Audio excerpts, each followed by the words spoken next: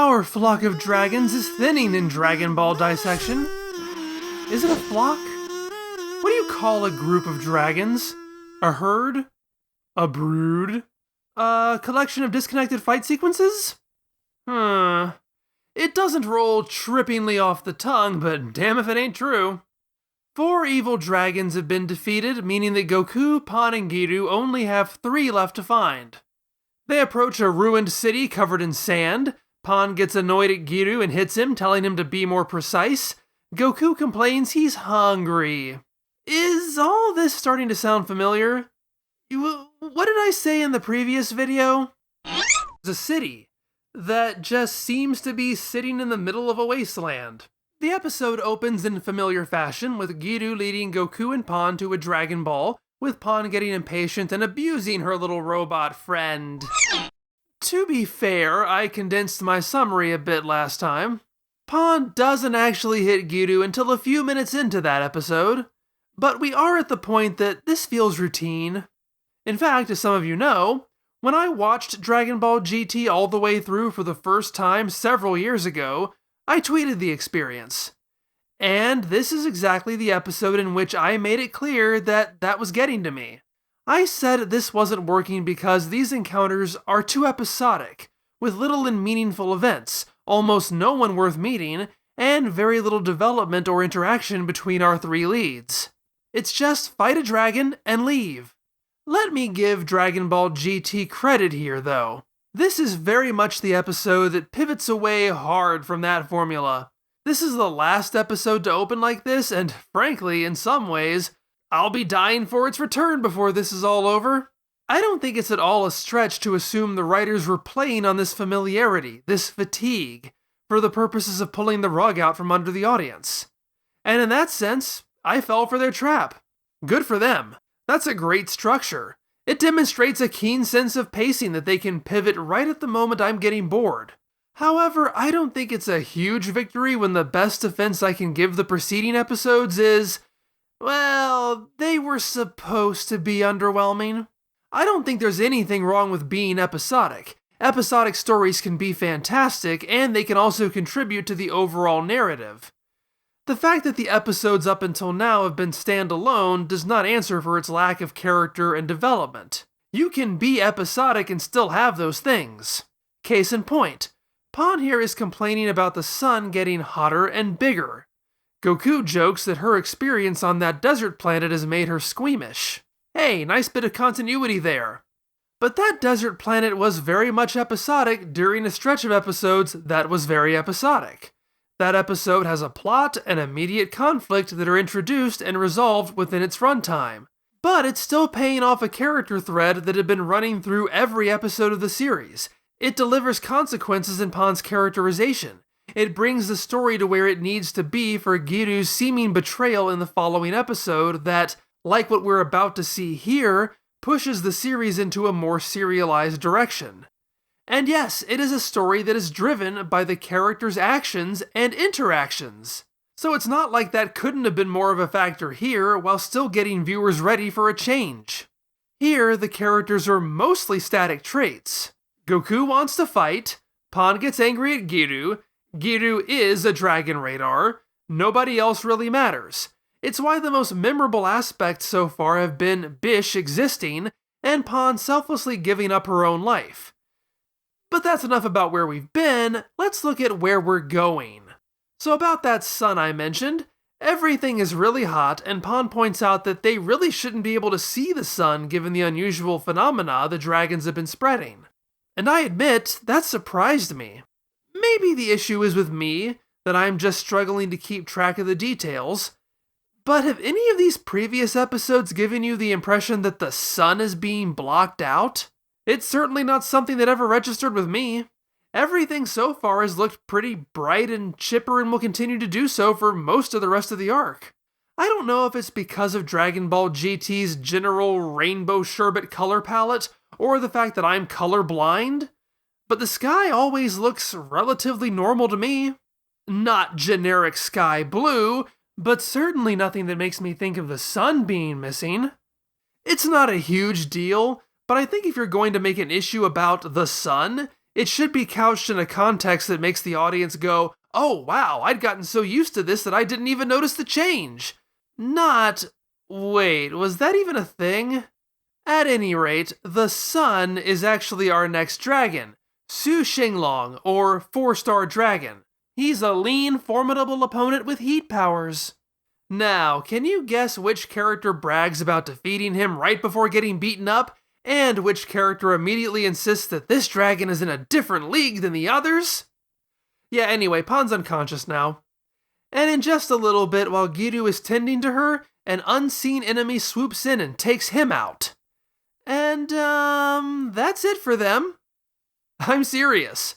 Giru's not going to be seen again until the final episode. And while Pan doesn't get it quite as bad, she's pretty much going to blend into the wallpaper for the rest of the series. Wow, did I get a monkey's paw out of this one? When this show pivots, it really pivots hard. GT, when I complain that you're not making good use of your characters, it means I'm hoping you'll make better use of them. Not toss them out entirely. But yeah, this has very abruptly become the Serious Goku Fighty show. Before they start their serious fighty, Goku asks Su what wish he was created from. Su answers, and yes, I know shortening his name to Su makes him sound girly, as if there's anything wrong with that. Surely you've heard of A Boy Named Su. Alright, there we go, appealing to the Johnny Cash crowd. That's a demographic I often overlook in these videos. I hope you enjoy being serviced. Anyway, Su answers he was created from the time Goku's first rival, Piccolo Daimao, wished for his youth. That is such a weird word choice to me. Is Piccolo Goku's first rival? He's not even the first of the emotionally distant, obsessed rival characters. But I'd consider most of Goku's friends to be rivals to some capacity. Heck, Kuririn's first chapter is literally titled Raibaru Sanjo, or Rival Arrival. Is Kuririn a joke to you? Besides, if any Piccolo could be considered Goku's rival, wouldn't it be this Piccolo rather than this Piccolo? As an aside, this is the last dragon to ever state what wish made him. The show stops doing that after this point. I only know what the remaining dragons are because their wishes are listed in Perfect File Volume 2. So if there is supposed to be any thematic importance tying the dragon to the wish as opposed to them being assigned at random, well, the show doesn't seem to think it's all that important. Whatever. Just let the statue fall so we can start fighting. For what it's worth, I really do like that statue fall. Su proclaims they will start fighting when the statue hits the ground. It not only builds tension really well, it also provides the first clue of who Su Xinglong is as a character. This is a far cry from Qi Xinglong's facade of, "Well gee fellas, I don't know what's going on." Su is ready and willing to get down to business. He knows who Goku is, he presents the Dragon Ball, and he states that Goku will have to defeat him to take it. There's no obfuscation, no trickery, no question of morality or affiliation. These are two warriors consenting to honorable, structured combat, right down to using a makeshift starting pistol so it's all fair. That's not really going to go anywhere until later, but it plants that idea in our minds, so that when it does come back in earnest, we're already on board. Su's gimmick, obviously, is fire. In fact, his body can reach temperatures as hot as the sun, which means Goku can't touch him, which is fantastic. It's going to be a fight Goku has to strategize his way through. In fact, at one point, Goku admits he's going to be restricted to using ki blasts. Hey, remember that fight against Super Number 17? Wouldn't that have been interesting if Goku had a reason he could only use ki blasts instead of looking like an idiot? But I digress. This turns the episode into a game of cat and mouse, with Goku as the mouse. He takes refuge in what I can only interpret is the Hate Vernon building? I understand, GT. I hate Vernon too. He's such a little weasel. Pander to the TMNT crowd. On a roll today. This feels like a slasher film, with Goku running and hiding and Su walking around slowly and patiently, always somehow waiting behind every corner. It's tense and funny and exciting. How is Goku going to get out of this one? Only on rare occasions does Goku manage to eke out a win, and it's always by using his environment. Rather than attacking with his own body, he attacks through a door. Later on, Goku makes use of the sewer system, popping up from different manhole covers and launching quick blasts in order to keep Su on his toes. And Su in turn finds a way to counter that, standing on top of the manhole cover so Goku can't find him, and then heating it up. This is wonderfully creative. Admittedly, not every environmental set piece is a winner. Oh no, I'm trapped in this sewer in front of this fan with these very big slow-moving blades that are alternating with even bigger slow-moving gaps. How will I escape? Oh, I have an idea. Whoop! Goku has commented throughout the episode that Su Shenlong's ki is weird, and he finally figures out why. His ray blasts are actually being focused through a lens he materializes, making them more powerful. Goku counters this by using a Taioken. The lens amplifies the light, landing a surprisingly good hit on Su. And here's where I get a little more conflicted. I love the idea of this, the intelligence and strategy of it, but when I actually start to think about it, what is actually happening here that's new? Characters often shoot destructive beams. The Taioken always blinds people. Frankly, if you discarded this whole lens element, would that really necessitate changing anything about this scenario? Not really. And if you did remove that element, would any of this seem novel or clever? Not really. There's no reason to assume Su couldn't fire ray blasts without a lens. There's no reason to think a well-placed Taioken wouldn't have done the same thing without a lens. It could have served as a unique element to this fight. Instead, it just feels like something that's shoehorned into place to make Goku seem smart. You know, like Chi Shenlong's pushing pawn through his body gambit. Frankly, I'm not sure why this doesn't end in Goku bitching about Su fighting dirty. I mean, how is focusing beams through a lens any different than creating pollution? I'm also conflicted because this is where the tide turns. It's another one of those, I'm not even left-handed. Oh, this isn't even my final form. Su sheds his heat-saving film, so he's not red anymore. I like him better when he's red. And Goku becomes a Super Saiyan 4. On top of that, Goku brags that as a Super Saiyan 4, the 6,000 degree heat won't have much of an impact on him. And that's when I turn the television off. Oh, yay. The one thing that made this fight interesting is now going away. What a great note to end an episode on. You're sure making me want to come back. This whole premise is predicated on the idea that Su has abilities that can't be overcome through superior power, and Goku overcomes it through superior power. But also, here's the thing. I feel like I've been pretty lenient on this show when it has characters hold back transformations that might help them in a fight. That's probably because I prefer to view superiority in a fight as coming down to multiple complex factors rather than number get higher, even if Dragon Ball likes to thwart my philosophy at every turn. If I think about transformations as techniques that should be deployed strategically, well, it can make it easier for me to overlook that. After all, this is a story, and satisfying storytelling can trump logic. To paraphrase a popular movie, you're telling me Goku could have busted out the GT Kamehameha at any time? No, only when it was dramatic. And worked one in there for the Roger Rabbit fans. And another one for comedy fans who enjoy the rule of 3. But in this case, there really isn't any kind of nebulous, vaguely defined concept like, who is stronger? This is Goku spending a whole episode backed into a corner because he's afraid of being burned to death when he has a flame-retardant suit in his pocket the whole time. Thanks for taking the most entertaining fight of this arc so far and making it feel pointless and dumb. One more thing, is it just me, or does Su Shenlong seem quite a bit more naked than other clothesless bad guys?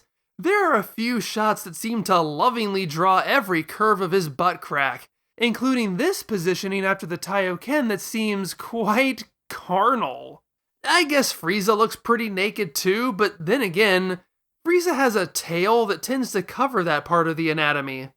I don't know. This certainly demonstrates the danger in creating a humanoid enemy who doesn't wear clothes. Less humanoid doesn't wear clothes. More humanoid does wear clothes. More humanoid, swiggity swooty, there's the booty. Ultimately, it's not really the lenses or the cakes that people remember about Su Xinglong, it's his character, who he reveals himself to be in the later episodes of his and Goku's fight. And I'd love to talk about that right now, but I can't because this is the point where Dragon Ball GT decides to interrupt the fight in favor of a whole episode clip show. Vegeta starts to fly off to the battle as Kakaroto is clearly making a mess of things. However, Bluma stops him. She has a plan. But in the meantime, Vegeta needs to reminisce about his relationship to Goku while wistfully training and wistfully showering. Look, I could make another quip about a show without filler needing to resort to a clip show, but I don't mind clip shows. If the writers or animators need to take it easy for a week, whatever. Besides, if you're stuck with a Last House animated episode, this is probably the best way to burn through it. I'll let you in on a little secret. Dragon Ball GT, in removing Pan and Giru, is positioning itself as the Goku and Vegeta show for the rest of its run. That's a pairing that the latter bits of the Buu arc pioneered and that modern Dragon Ball has been running with for years. Given Vegeta's largest and most memorable role in this series so far is being possessed by someone else while being portrayed by a different voice actor, it doesn't seem unreasonable to reintroduce him to the audience. However, all of those reasonable reasons coalesce into an extended flashback that's almost identical in content, structure, and reasoning to Vegeta's last flashback in the Buu arc, which in the animated release was less than 2 years earlier. Oh well, here we are.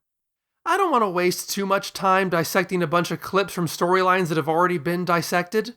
Going into this, I probably assumed I was going to skip over this entirely.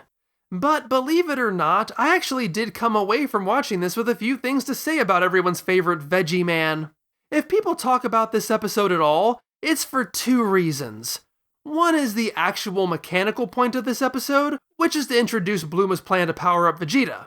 We'll get to that soon.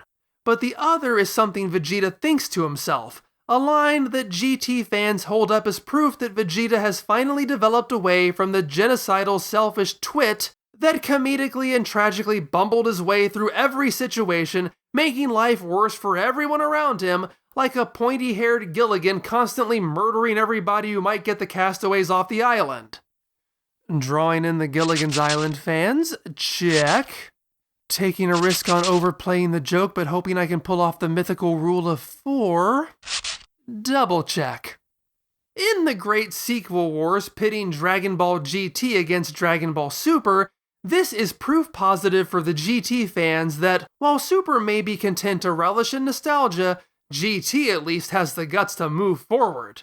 This, of course, is when Vegeta admits that he no longer trains out of an obsessive desire to best Goku, but simply to test his own limits. And with all of this build-up I'm giving it, you're probably thinking I'm doing all of this so I can turn it on its head and discover a way to make you feel bad about it, to prove to you that this sucks after all, right? No, not really. I genuinely like GT's healthier, mature Vegeta. I do, however, think there's a moment right before this that captures the idea a bit better. More poetic, less on the nose. When Vegeta is in the shower and flashing back to his last big stupid moment, when he lets Bobby D control him, he specifically remembers the moment when he insists to Goku he wanted to go back to the cold-hearted warrior he used to be. He insists he feels great now. Goku asks him if he really means that. Returning to the present, Vegeta considers the question, possibly for the first time. The only answer he can come up with is that he honestly doesn't remember. Ooh, I love that. It's so unimportant to him that he doesn't even remember if he was telling the truth or not. He doesn't even remember if this actually made him happy. I think that gets the point across that he's put all that behind him far better than him explicitly stating it. In fact, that might be one of my favorite Vegeta lines of all time. This is what people should remember. Yeah, I get it. It doesn't look quite as inspiring on a t-shirt. Still, it's a fantastic bit of character work. And for my final trick this evening, morning, afternoon, whenever you're here, I wanted to share something with you that this episode made me think about in a new way. Even after all this time, I can still find new things to explore. So let's pretend for a second that I'm back in the Majin Buu arc. Those were good times, right? So yes, I have my issues with Vegeta in that arc. I'm not going to rehash them other than to say I stand by them. But I will say that this flashback ended up juxtaposing two very different scenes in a way that got my attention. When Vegeta is bantering with Goku over his betrayal, Vegeta admits to Goku that he trained really hard over the past 7 years, but he realized that it just wasn't enough. Frankly, I've always considered this a bit of a throwaway line, or rather an inevitable line. It's there to explain what tipped Vegeta over the edge. Of course it would be that Goku simply outclasses him. It's point A to point B. However, this time I heard that dialogue just a few minutes after watching this scene. It's one of my favorite exchanges in all of Dragon Ball, one that encapsulates the themes of the Saiyan arc, if not Dragon Ball as a whole. It's the first time Goku and Vegeta really have a conversation, and they both lay out their philosophies. Vegeta is a strong adherent of class, of privilege of birth. Vegeta is better because he was born better. There's nothing that Goku can do to make up for that. Goku, however, believes in the power of hard work. He's the poster child of overcoming what you're born to be through the choices that you make. And even though Vegeta technically overpowers Goku, Goku humbles him enough that he becomes obsessed with Goku for years, obsessed with proving his own dominance. But I actually heard something in Vegeta's Buu arc exchange I hadn't really taken notice of before. Goku actually asserts that Vegeta trained harder than him. Various translations introduce subtle variations in regard to whether Vegeta agrees with that to any degree, but the point he makes remains the same. The training doesn't matter. No matter how hard Vegeta trains, Goku is just better. Taking these scenes together turns Goku's philosophy on its head. Son Goku is the main character of Dragon Ball. He's almost always the strongest. Yes, Goku is always pushing himself, always eager to test his limits and set new goals. But from a metatextual perspective, isn't Goku simply better than everybody else because he's the main character? Because he has to win? Because his creator has manifested him to be special? So within the narrative, Vegeta sticks around on Earth, making everyone's lives miserable, and follows in Goku's footsteps. There has to be something he can learn from all of this. He may not be inclined to believe Goku's philosophy, but clearly the guy's doing something right. Vegeta works hard, pushes his body to the limit in the Room of Spirit and Time, bulking up like nobody's business. And he gets his butt kicked. Goku, on the other hand, leaves the room early, says hard work is bad for you, and spends his time dicking around with his family, all while telling Vegeta, yeah, you're not as good as me. Is it so hard to believe that Vegeta might come to the realization that Goku is full of crap? That the story he's in is full of crap? From Vegeta's perspective, his own philosophy was right all along. He was only incorrect as to who the recipient of the genetic lottery was. Goku lied to him. No matter how hard Vegeta trains, Goku is always going to be better. And from that perspective, I can see how Vegeta could rationalize his own actions as a response to Goku's personal betrayal. That still doesn't change him from being a petulant toddler who murders people to get what he wants, but it is a fascinating angle to explore. To be clear, I really don't believe Toriyama had any intention of tying those two moments together. It's probably a coincidence, but could have been an unconscious, intuitive bit of storytelling genius on his part. Regardless, it really kinda works. And to think that what brings it all home is a clip show in everybody's least favorite Dragon Ball series. I think you owe Dragon Ball GT an apology. Let's be real though, the only point of this episode is so Bluma can reveal to Vegeta that because of her time spent working with Baby, she has developed a machine that can generate Brutes waves to transform Vegeta into a Super Saiyan 4. Apparently the only thing that stopped Vegeta from reaching that stage last time was Baby's nasty cells getting in the way. Vegeta doesn't need to hear any more. He is willing and eager to snatch up any opportunity to catch up to Goku. But then all of a sudden, Goku teleports in to chastise Vegeta for fighting dirty and not using his own power. Oh no, wait. Since Vegeta is on his side, Goku is going to be conveniently silent on that issue, isn't he? Fair play continues to be the name of the game, and it will serve an even bigger role in our next installment of Dragon Ball Dissection. Thanks so much for watching. If you're really interested in not fighting dirty, you'll like this video, comment on it, subscribe to me, ring that bell thingy, and share the video with all of your friends. And if you really want to be a good sport, you'll become one of my awesome patrons. That's truly using your own power to help me win the one-on-one fight against the YouTube algorithm, and I don't have to explain to you how me using your power is fair, it just is, okay?